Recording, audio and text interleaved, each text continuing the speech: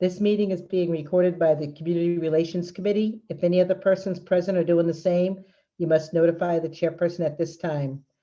In accordance with MGLC 38 SS 20G, no person shall address a meeting of a public body without permission of the chair, and all persons shall, at the request of the chair, be silent. No person shall disrupt the proceedings of a meeting. The chair may order the person to withdraw from the meeting. If the person does not withdraw, the chair may authorize a constable or other officer to remove the person from that meeting. Okay, roll call. Councilor Ricketts, I'm here. Councilor Gilmore. Here. Okay. Councilor Lapinski.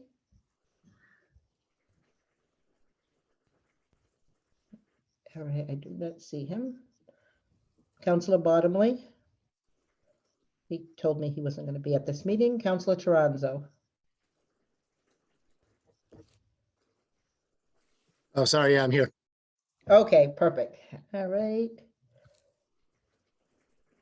Okay, and then let me see who else we have here.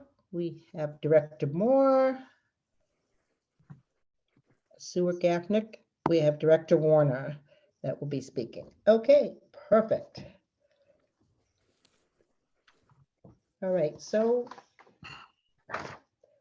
first up, I don't know if people got to read their minutes from the September 19th meeting. Yep. Okay, so all in favor of approving those minutes? Aye. Aye. Aye. Opposed? Okay. All right, so our first person up is Christy Moore from the Recreation. So why don't you let us know what you've been up to? Good evening. Thanks for the invite. It's nice to see you guys and be back at CRE. I know many years ago I used to come every month, so certainly always available if you guys need me. Okay. So my understanding was that you guys just wanted an update to know like what we've been working on. Obviously our biggest project is the skate park. I'm sure you guys have seen some photos, and today actually there was a picture in the paper that the excavation and construction with the earthwork is underway. Today actually we had a big meeting with our designer and our geotech who was on site, because we wanted just to double check the sub base, because we didn't have any rain, as you guys all know, all summer, and then all of a sudden we start a project and now we have lots of rain. On Friday we had about 1.5 feet of water in the site, but that has dissipated, and now it's just super soft. It's kind of like waterbed, or jello is what I've preferred to call it. But the geotech is not concerned. We just need some dry days, and I think today was the only day it was going to rain, I hope this week. And then we'll move forward and start to get the slope still prepared, so that our subcontractor, who is Artisan, that will do all the forming for the ramps and streetscape work. There's about 3 months worth of concrete work for this project, so I'm hoping that we have a delayed winter. I'm sure Marlo will be happy with that as well, and that we can get a good jump on that. We hope the next couple weeks that they'll be able to start forming and creating the rebar and that kind of stuff for the first pour at the site. I don't know if anybody has any specific questions. I'm here to answer any. I have lots of photos of piles of dirt if you guys want to see them. I do want to add, I know it's going to be a skate park, but do you think you're going to have to put fencing around it or something while it's being built? Like, is there ever going to be like little things built that kids are going to find like this kind of cool? They're going to try to skateboard on it, even though it's not a finished project. You know what I mean? It does have the construction fence all the way around it, so the entire site is closed off when they're not there. Obviously the gates are open when they're removing material or expecting shipments and that kind of stuff, but there is construction fence all the way around the site. It's secure. Okay, that's great. Uh, Anyone else from council have any questions? If not, what's going on for the winter besides the skate park, but things Sure. people can do? So, not necessarily a project, but I'm happy to share that we finally were able to rehire our program supervisor. So Shayla Demers started last week. She's our program supervisor, and it makes me feel old because she participated in the programs as a rec participant with her family and volunteered, and her family coached, her parents coached, and now she's ready to give back, which is really nice. But like I said, it makes me feel older because I'm hiring all these youth that were in our programs, but I'm happy to have her. She's really excited, and she's going to be a great addition to our department. We roll into winter activities, which is basketball, and we're still trying to nail down gym space as always within the schools. Every time I make a request, there's seems to be a maintenance issue that they're trying to fix. So I'm waiting to hear back on that with the middle school. And then it's also Winter Carnival prep, and Halloween is 2 weeks away. We have our big downtown Rag Shag parade. There's not a lot of downtime, and then this is when we start to think about all the summer planning as well, and spring programs. We finally moved all the river stuff, so we're ready for the hurricane if it hits us down at the river. That was an extra month-long process this year, but we got it all moved. And then obviously capital and budget we're working on. Grants, we just submitted another grant for cultural council and festivals grants, all that kind of stuff that we're always writing. So there's really not any downtime. And year round, we're still doing after school for the 9 months. So we have 2 sites with after school running. Newton students get bused to Federal Street, and our numbers keep growing. So we're busy. Oh my gosh. Yeah, and I did see you, I went to the CPA meeting because, you know, I'm really hoping for the pickleball, but you have lots of ideas that you brought forward to them, so. Yeah, we submitted 3 requests, and then there's 9 others that we're involved with. So like I said, I don't really have a lot of downtime. Everything from trails to roof repairs, ADA improvements, all kinds of stuff. And before Marlo's eyes bulge out, that's one of the things we're going to talk about when we meet on Wednesday. Marlo is our list from CPC as well. So, yeah, no, yeah, it was quite extensive. I was so glad I ended up attending that meeting to see all the stuff people are thinking about for Greenfield. So Yeah. it's exciting. And I saw for your Halloween this year, you're adding pets contest or dog contest for the first time. Yeah, well, there's always dogs that are at the event, some that are in costume, some that just march in the parade with their families, and a lot of people kept asking, so we're gonna try it this year and see how it goes. It's just something else fun that we can do, you know? You can't do the same thing every year, you gotta mix it up. That's true. That's great. So I'm excited. I'm excited for the holidays. I'm already, you know, working at the Freedom Credit Bank every Saturday and Sunday because we're doing the garlands to get ready to put up. Oh, nice. So, good. and I know Yeah. you guys do a lot for winter too. And yep, it'll be our 101st year. It's kind of funny to say it for Winter Carnival this year. oh wow, okay. Yep. But we're starting to think about themes and all that kind of stuff for Winter Carnival, and hopefully we have snow. Not as cold as last year. I just want snow. It was really cold last year. Yes. Snow, not ice. Perfect. Well, thanks. Thanks for the recap. You are really busy. Do any other counselors have any questions?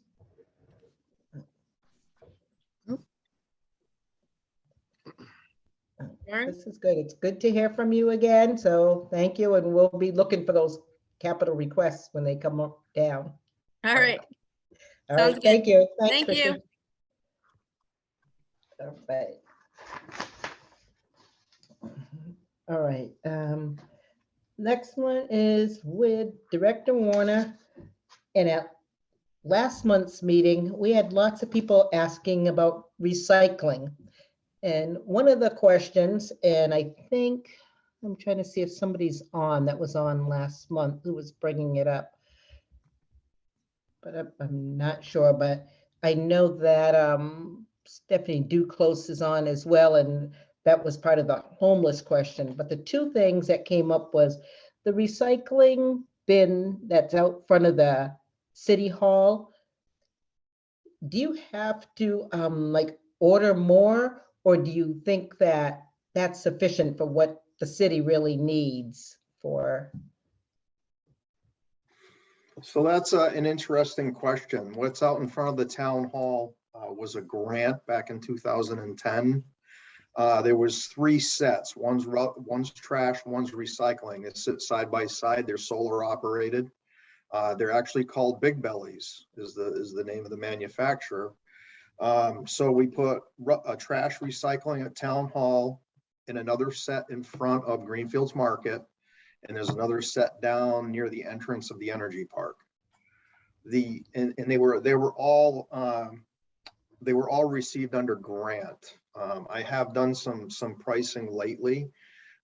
They're running about $4,000 a unit per unit as we speak.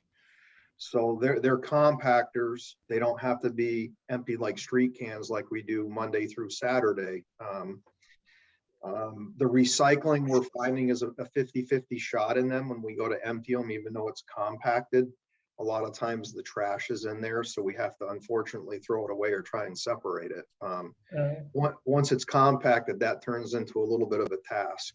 So, but the set in front of Greenfields Market was removed about 4 years ago upon the request of Greenfields Market when they started putting tables out front and whatnot.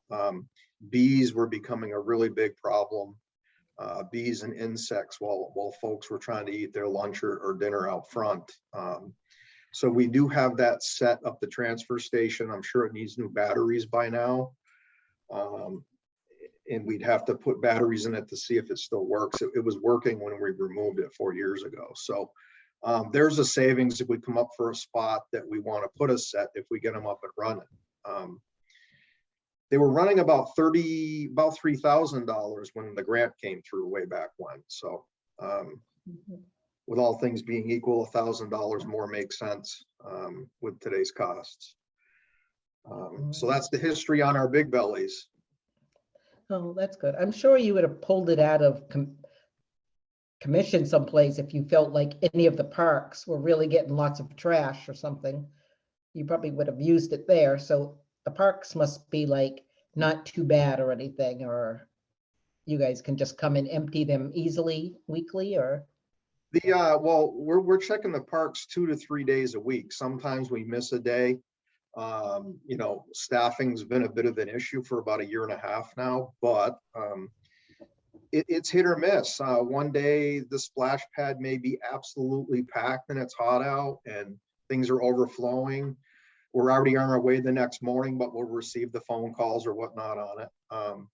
And there's other times where it's 95 degrees. We go there, there's hardly anything in them. So parks are hit or miss. It all depends what folks are up to from day to day. It varies. Okay, thank you. And the other part that came up was the homeless. You know, they are at the energy park and by stuff. There's different places, and it was brought up about what happens when people move out and they leave all their stuff. And I just didn't, you know what? I don't know if it's a real town thing, or does anybody get in touch with you? And maybe Stephanie could speak to it because she knew someone that left a homeless shelter or something out in the woods. And she was saying how there was so much there. And I just said, I don't know if our DPW can just go into woods and look for stuff, you know? Well, I think first I'll say we have a great debt of gratitude to the volunteers. We receive phone calls quite frequently. As you know, we hand out the free blue bags. That's kind of tough to clean up one of these big sites, but we have had volunteer groups in the past consolidate an encampment that's been disbanded or has been abandoned. And we go in, sometimes 4-wheel drive up through the woods, we get there and we pick everything up. And obviously there's no fee, we dispose of it. There's been certain instances where we do go out and we pick up a large, say, what we call illegal dumping. We can't tell if it was a camp or if it's just illegal dumping. So 99.9% of the time we'll get a phone call on it, or there's been a volunteer group that's helped us out. And we'll go pick it up in bulk in piles. Oh, that's good. Wow, I didn't realize people called you directly about that stuff. That's kind of good to hear. Yeah. Well, A while back, there was a Good for you. fairly large one at the end of, I guess, Highland Park. It'd be down to get to it, we had to come up the power lines on Hope Street down the other end to get to it. But it was all piled up in a pile and we got in there with a 4-wheel drive truck and picked it up. So that was about a year ago. It was a fairly large one. So. wow. Huh. So, and it's too bad, there's nothing you could really do about the dumping unless they dump like a garbage bag that has some mail in it too. I mean, do you guys ever, oh, I know I've worked at places where, you know, my bosses have actually opened up the bags because people have just dropped stuff there and they've called and said, come pick up your garbage. Yeah, I way back when I was supervising the solid waste department, that was a great part of my job. We'd find many bags down at Green River Park, just left in the parking lot. And yeah, I'd dump them on the floor and get names, and they would have to come get their trash, or they'd have to pay a fine. And then it was amazing how a month later we find the same name in a bag at Beaconfield. So, No. you know, so I mean, we do the best we can on that. A lot of times there's nothing in there, but we do take a peek. Okay, now, thank you so much. And I did see, Stephanie, that you were on. Did you want to ask any questions while Director Warner was here? Sure. First of all, thank you. I do realize that I know that some of the volunteers from the Green River cleanup did a lot of cleaning up on those encampments down by the riverbank. So I know that there's been a lot of volunteers out there helping. Marlo, would we contact you directly if there's a big site located that we come across? Are you the go-to guy? Yeah, I would say it should be reported to us and we would take it from there depending on the circumstances. And that's a good point, Stephanie. We do dispose of everything that comes out of the Green River cleanup. We haul it out of here to Springfield or wherever it needs to go. So it's a great event from year to year. We support it 100%. I would love to see it run twice a year. That would be helpful. I know that there, you know, that there have been some homeless people have expressed about some health concerns when the, you know, the diapers pile up or the other things to take care of sanitary issues pile up. So I just wanted to know, like, if there was a contact source and if maybe we could have a couple times a year that we could maybe engage volunteers where we could, you know, help you guys out, because I know you guys are overwhelmed with the amount of work that you do. So, you know, whenever something's organized, I'll just be ready to jump in. Thank you, Marlo. Yeah. Thank you. Yeah, I think, Stephanie, the best place to start is probably with that Green River cleanup group and see if you can join that, because they do a whole lot of work to get all those volunteers and everybody. So Yeah, to hear like, I yeah. know that they in the past have reached out to the football groups, and, you know, because my kids and I have all been involved in helping with that as well. But, you know, just more frequent visits maybe, and then we can possibly mitigate any potential health concerns that might happen. But that's all I wanted to add. Thank you You know, thank you. for letting me speak. No, yeah.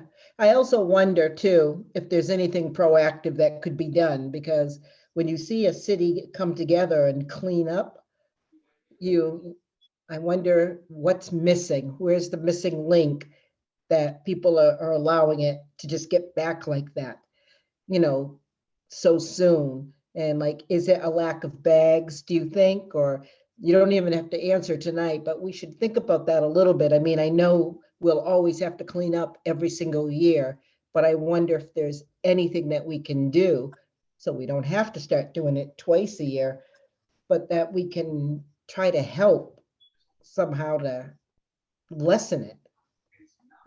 Like this educational piece missing here somewhere. Yeah, I mean, you know, $3 a bag. I know it's not much to most people, but they're not going to be spending the last $3 on a bag to dispose of it. So it's going to be an ongoing problem.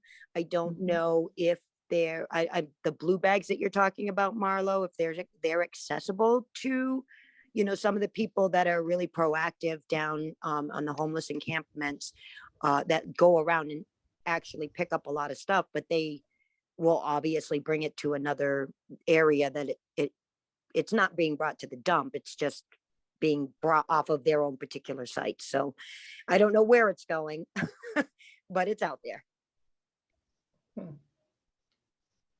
Okay. Nancy Hazard? Hi, thank you. I don't know how to change my name so that you can see my last name. Anyway, Nancy Hazard. I had a question about the solar, the Big Belly, the one that is not being used in front of the Greenfields Market. And at one point, I had suggested that having a second one at the energy park would be really helpful, putting it like right next to the stage. But I'm just curious, and maybe you guys decided that wasn't the right place for it, but I'm just wondering if there is a place that that you think would be a good place to put that item. I mean, so that it's not just sitting in a closet. Yeah, I mean, I think we could brainstorm and first make sure these things are still operational, and come up with a place for them. And I think, Nancy, the reason we didn't put them down by the stage is when this stuff is compacted, it's quite heavy.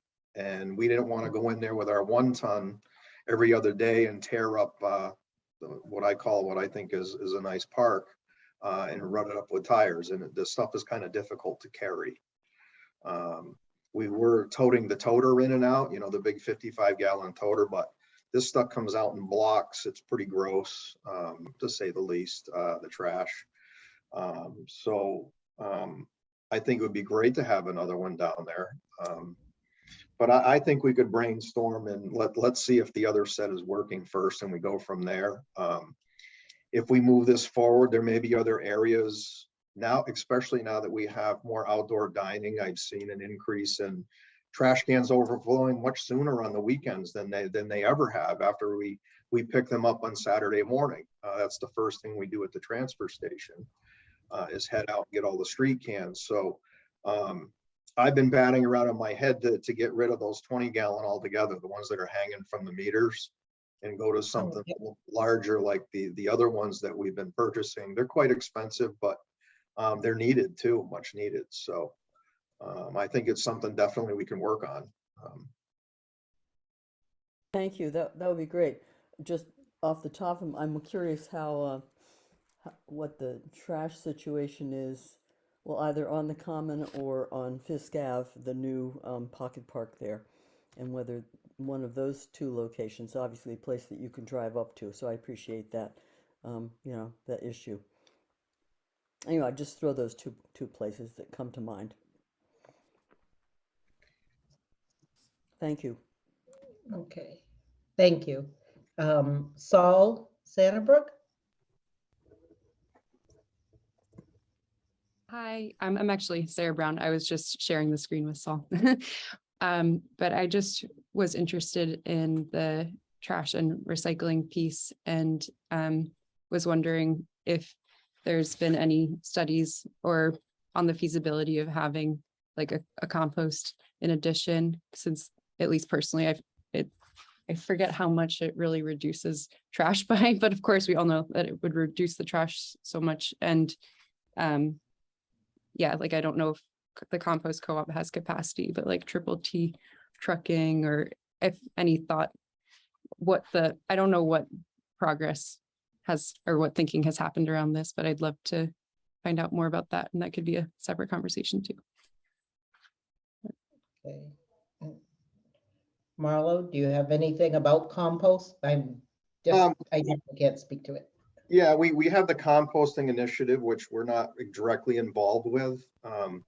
But many folks don't know that we have a composting, or we have a compost dumpster up to the transfer station too.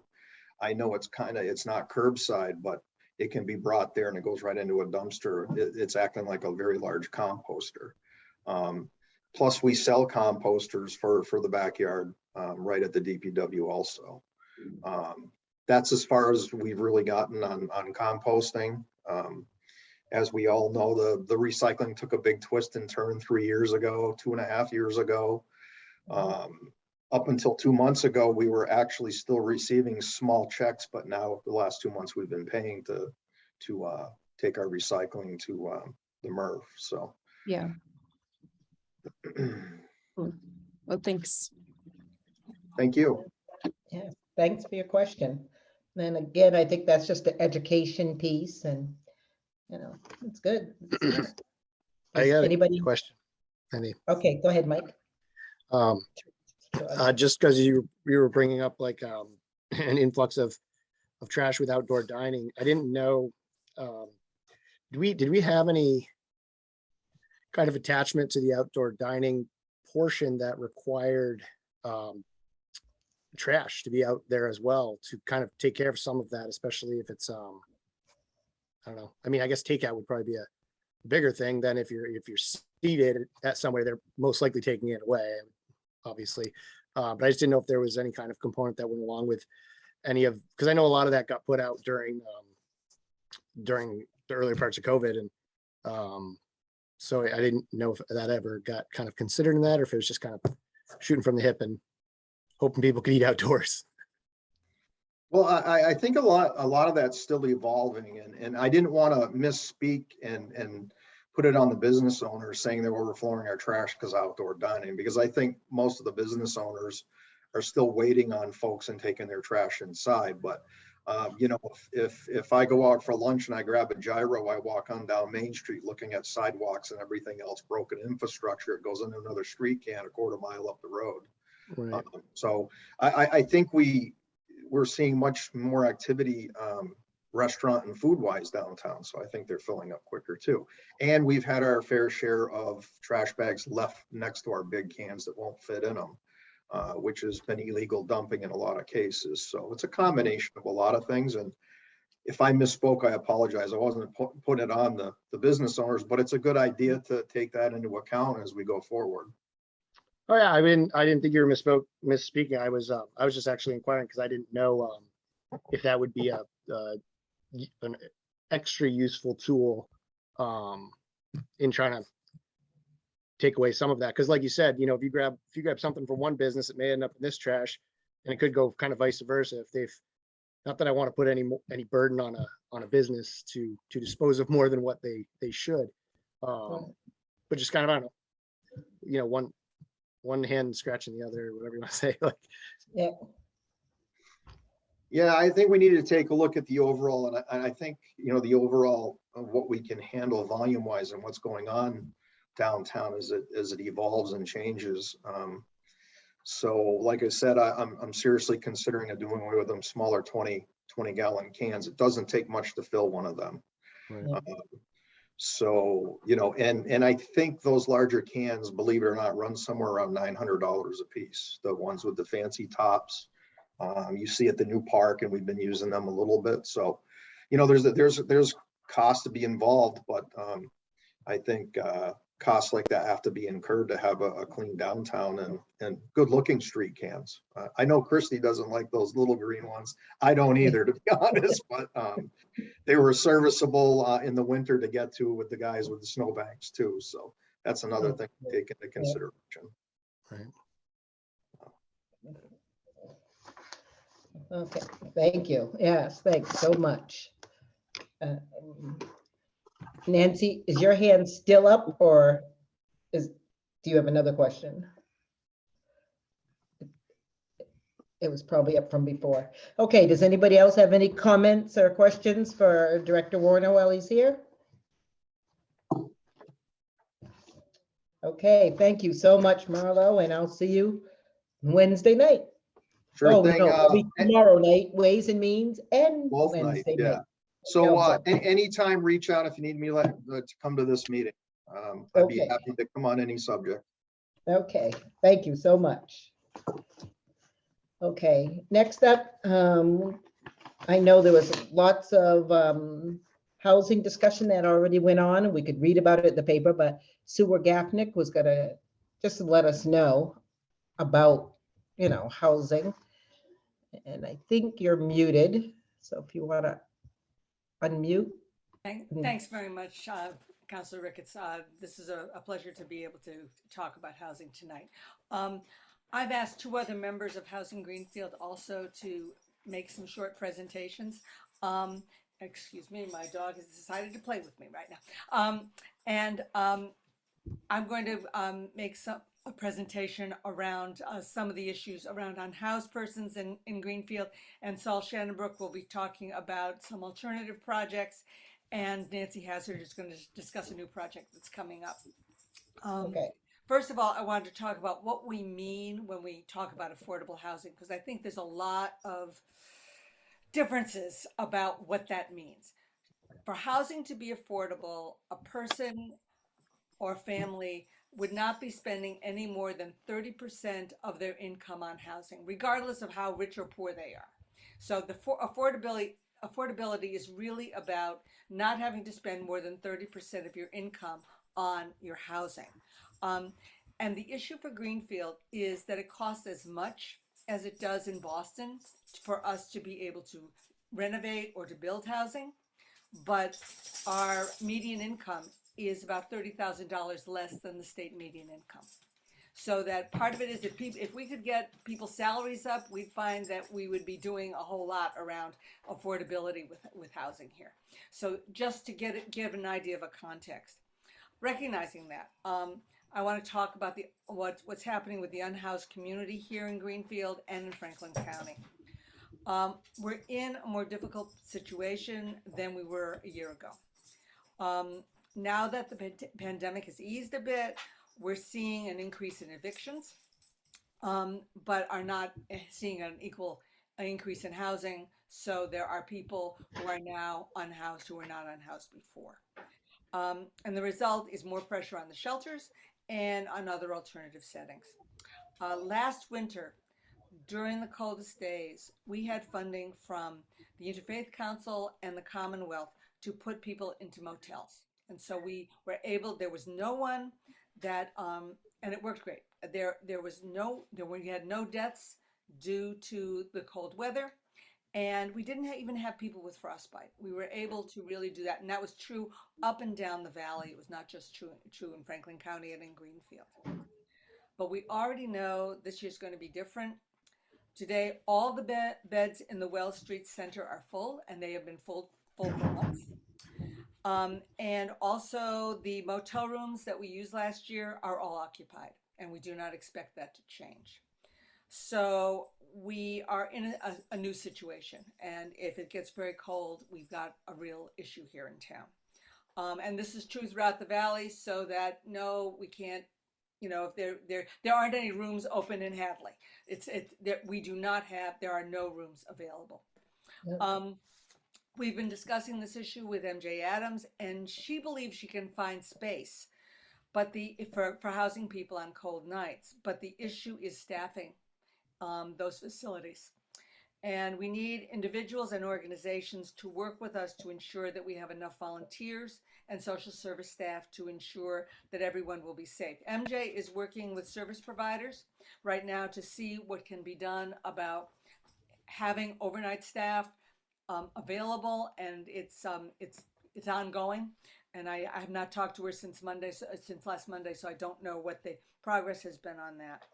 But the other thing is we'd love to see leadership from the council in terms of getting volunteers. We need folks who can come in, clean up the dishes from the end of the day, stay overnight and be available. They don't necessarily have to be awake all night, but they could be available to help out if the staff people need them, and then be able to provide cold breakfast in the morning. That's the kind of assistance we need from volunteers. We don't need them, if we've got somebody with a psychotic episode, that's not for the volunteers to take care of, that's for the staff.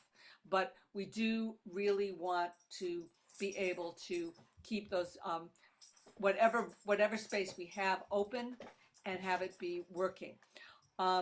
So it would be great if the council could help us take the initiative in contacting organizations like the Kiwanis, churches, other civic organizations, and we could create a database of volunteers who would be willing to be called upon. We recognize that everybody's not going to be available every time, but if the council could help in taking some leadership with that and to try to bring that together, and my dog is helping me with that, and if the at-large counselors could also work with citywide organizations, that would help us build that kind of information that we need, so we would be able to have folks available, assuming we have space to keep people at that. So when you talk about staying overnight, so do you want people to come in, like at 7 or 8 or 9 or 11? The traditional has been people coming in around 9 o'clock, helping to clean up anything that's left over, and then pretty much being available, but having a place to sleep, and not being assumed that they would be working all night. Generally in shelters, 10 o'clock is lights out, and so it would be much more the case of someone being available if there was a need. And generally is pretty quiet. I mean, but there are occasional times when we do have folks who need assistance, or if someone was having difficulty, physically difficult situation, had to be helped to the bathroom or something like that. That's something that the volunteers could do. But we're not looking for volunteers to take care of big problems that would occur. That is for staff, and that's why we So need just to have be volunteers. there, so if they came in at 9 p.m., you want them to stay until what time do they go in the morning? At 7 a.m.? Usually 7, 8 o'clock in the morning. So people could go to work. We're not asking folks to give up a work day, but that would give, and usually most of the shelters empty out somewhere between 8 and 10. So that could all be arranged, providing that we could have some assistance. And I have contacts with some organizations, and I've been working with MJ on that, but there are a whole set of service organizations in town that I think the counselors have better connections to than I do. And it would be great to have those connections made and say, are there people? And it would be one of these things of put it in a database. We can call you if you can help us. That's great. That kind of thing would be really. And this is for the Wells Street location, right? It would be for overflow from the Wells Street, So, and I'm hoping that ServiceNet is as they are there. I don't know if you know this, but ServiceNet will not be our provider at the shelter starting next April. And so they're going to be here for this winter. I'm hoping they will continue to be a good provider of services, and that and that they will staff properly. If not, we may need volunteers to assist there, but this would be for overflow on nights when there are people who do live outside in tents, but it's just gotten too cold and we need an overflow space. And as I said, MJ thinks she can find that space and have it available when we need it. But the issue is much more that we can't use it unless we're staffed enough so that people, we don't have any problems. We don't want one person on staff with 20 people in a room. That doesn't make sense.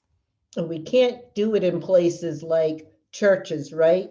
Because there's no insurance, or is there a I liability think there are problem? complications. That would be something that MJ could help you with. But she's, she and I talked, and she seemed pretty confident that she could find space. Okay, so MJ's the person. Okay, MJ is the person. And then I'd like to, so if the council, I'm happy to work with the council on trying to map this all out. But we really would love to see this, kind of listing and availability that would be helpful to all of us. And I'd like to move this over to someone besides my dog, okay, to Saul, to talk about some please. Yep, alternatives. okay. Go Hello. ahead, so. Hi. Hi, thanks for having me here. So I think Susan gave a good overview of the kind of urgent need this winter.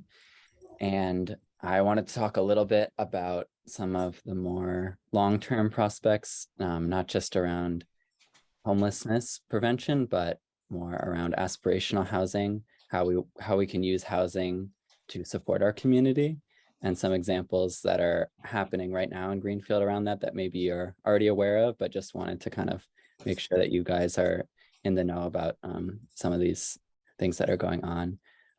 So two housing cooperatives that recently started, and a community land trust. And so to kind of frame the discussion, although affordable housing is about having housing that can meet your income, it's also, I think, about having ownership and having stability. So one thing that housing cooperatives help with is they allow folks who maybe couldn't afford to buy a house to still have equity and still have ownership in their dwelling. So they can't be, say, kicked out, or if, property values go up, there's not a situation where the landlord would sell the house and they'd be forced to leave. So in some ways it's similar to renting, but it allows for more protections and more investment of those folks in their community, because they know that they have a place to live long-term. So two examples of those are the New Culture Cooperative, which bought a house during COVID in Highland Park, and they have a number of folks living there who are paying rent each month, but they gain equity and become owners in the house as they pay rent. So it's a great model that they're doing there, and it seems to be working out for them.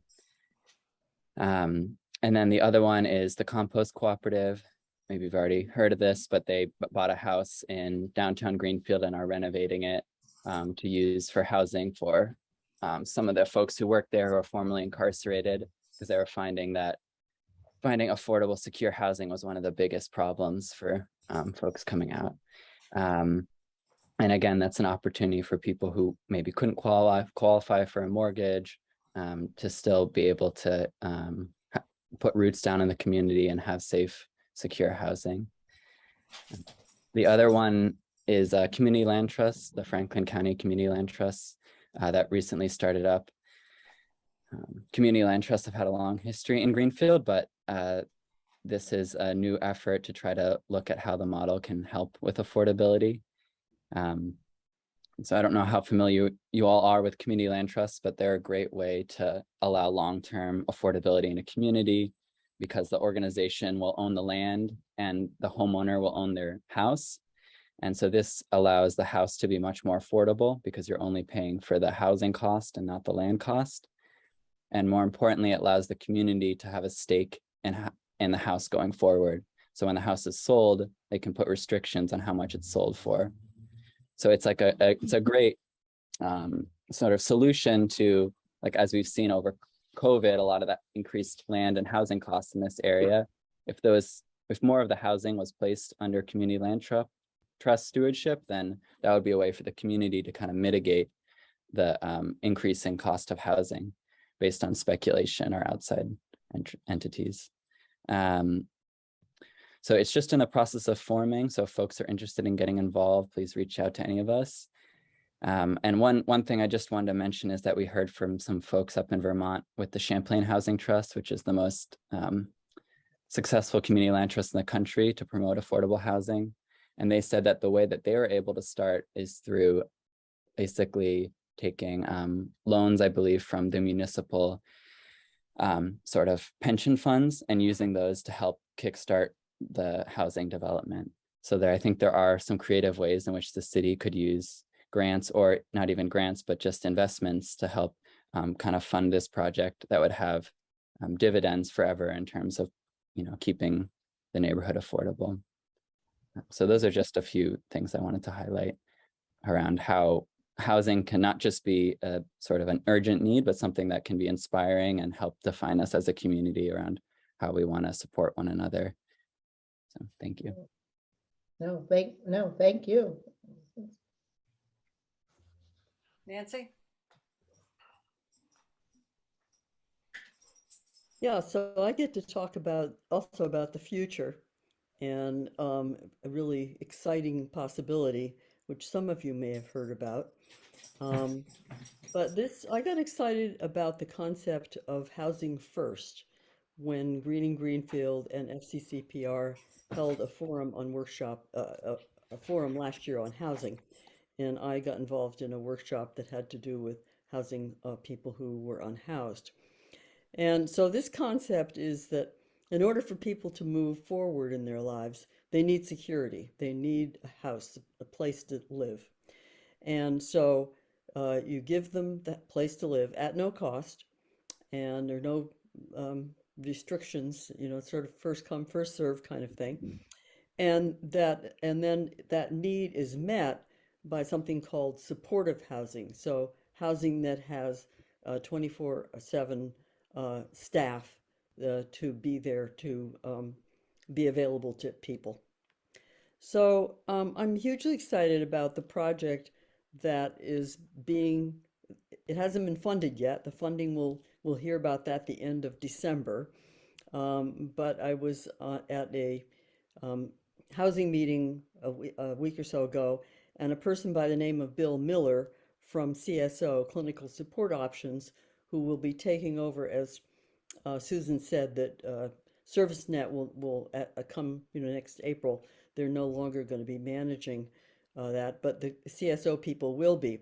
So they're partnering with Alyssa LaRose from Rural Development Inc., that does developments. And so how it's going to work is that if we get the money, is that RDI will build the project, and then it will be owned and managed by CSO. So what they're looking at is the space on Wells Street where the shelter exists today at 60 Wells Street, and there's a large parking lot next door to it. So I'm going to screen share and show you a picture that they shared with. Let's see. Oh, I thought I could screen share. Is there somebody who's hosting that could make it possible for me to screen share? Would that be you, Penny?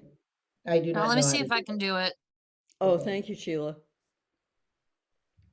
I saw this green button at the bottom and I thought, oh, I can just do this. Do it now, Nancy. Okay. There we go. Okay. Okay. Perfect. So here's the dream on Wells Street. So the idea here is that, and this drawing depicts, is having a bunch of facilities all in one place, which makes it possible to have the kind of staffing, 24/7 staffing that we need. So the shelter beds, there will be, I believe there's 40 now or 30, and they're going to be 40, something in that number. There's 30 and there will be 40 when the Okay, development is 40 done. when it's done. Great. There's a new day use facility, which has a cafeteria, showers, and laundry. And then there's the new supportive housing that I was mentioning. So 36 single occupancy units would be built. And it's beyond, like when we started talking about housing first, we started talking about housing. I just thought, it was a dream, but here the dream could actually come to fruition. And as I say, the grant has been submitted. We'll hear the end of December. So there are a number of opportunities for the community to have input into this project. And the CSO and RDR are looking for that. input into the design as well as thinking about the services and the programming. And they also hope that once it's up and running, that the community will continue to be involved and come for meals or whatever else they do. So at the meeting that Susan held the other night, there were a couple of suggestions that came up already, and which I thought were exciting.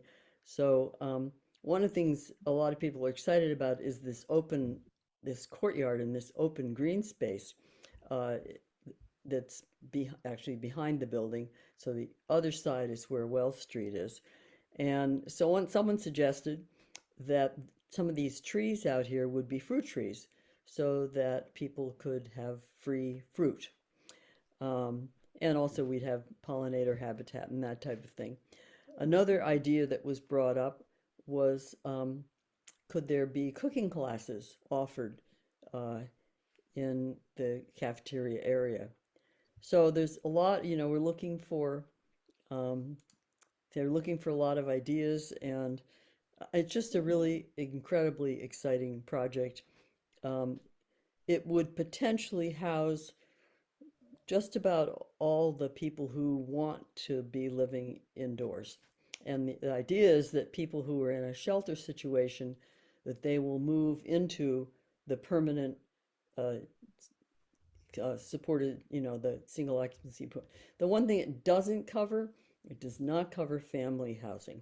So that's, that will have to So be. are you talking about, like, are they their own apartments or is it tiny houses? Their own apartments in that building that I showed you. Okay, So, all and right. each apartment has its own toilet, own bathroom, I should say, and it has a small kitchen area. So that's, yeah. But tiny, okay. Other Okay. questions? Yeah. So you're just waiting about the funding piece in December? You put a Funding piece, and proposal? also there will be a presentation to the planning board, one or two presentations probably, and that's a great place for input, for people to attend the planning board meeting. I don't know what other public meetings if any, they're planning, but I suspect it will become more visible in the newspaper, etc., after that planning board meeting and that type of thing.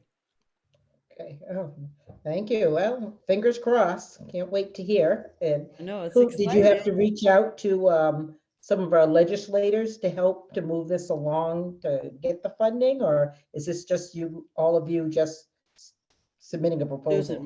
what do you have for that, say to that? Rural Development Inc. is really the key in terms of the building of the building. The property is now owned by CSO. So Oh, that okay. has already taken place.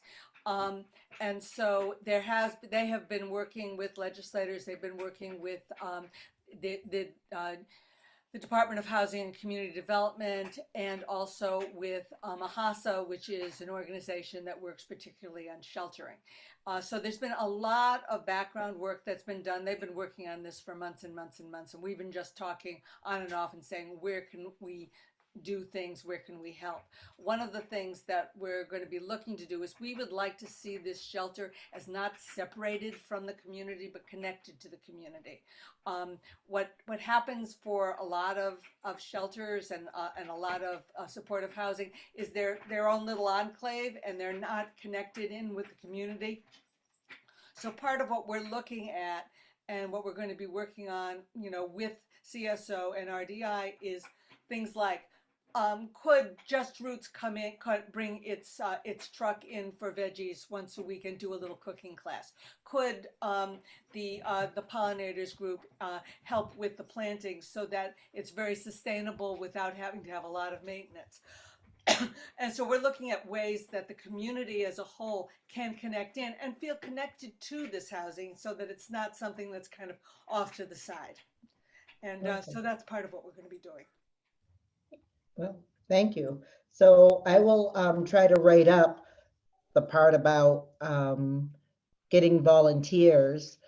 And I sit on lots of committees and stuff, so I'll try to get the word out that way and get it out to counselors so that they can send it to any groups that they're affiliated with and see what we can do about getting some volunteers for the winter during the cold snap. That So, would be great. And Thank you know, you. you can use me as the contact for that. That would be fine. perfect. Thank you. Okay. Do any counselors have any questions? I I only have have a one. question real, I just Okay, had go a ahead. question real quick. And maybe I just missed this, but when are you gonna hear about that funding? The funding is the application, actually, the full application goes in the end of this week, I think, or beginning of next week. They expect this, a turnaround on this stuff is going to be fast. So we expect the end of January, the end of December, the beginning of January, that they should know where the funding rests. A lot of the funding is ARPA funding, so it's got to be spent. It's got to be spent soon, and it's part of the state ARPA money. So we expect that things are going to move along quickly. The hope is that if all things go well, by spring 2024, that will be fully occupied and moving along at great speed. So that's the idea.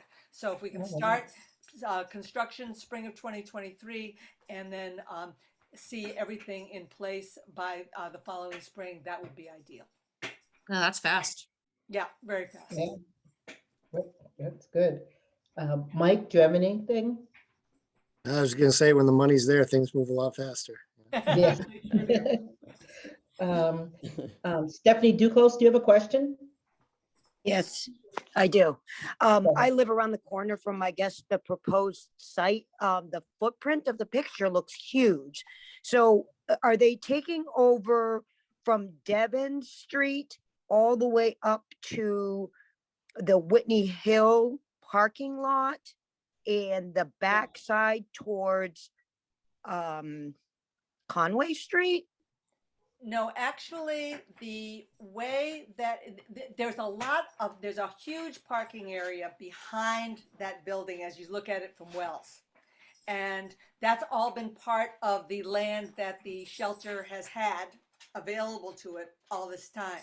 And so this will be actually, instead of making it a somewhat empty and somewhat decrepit parking lot, this will make it into housing for people. And there still will be some parking areas, but that's the main way it's going to go.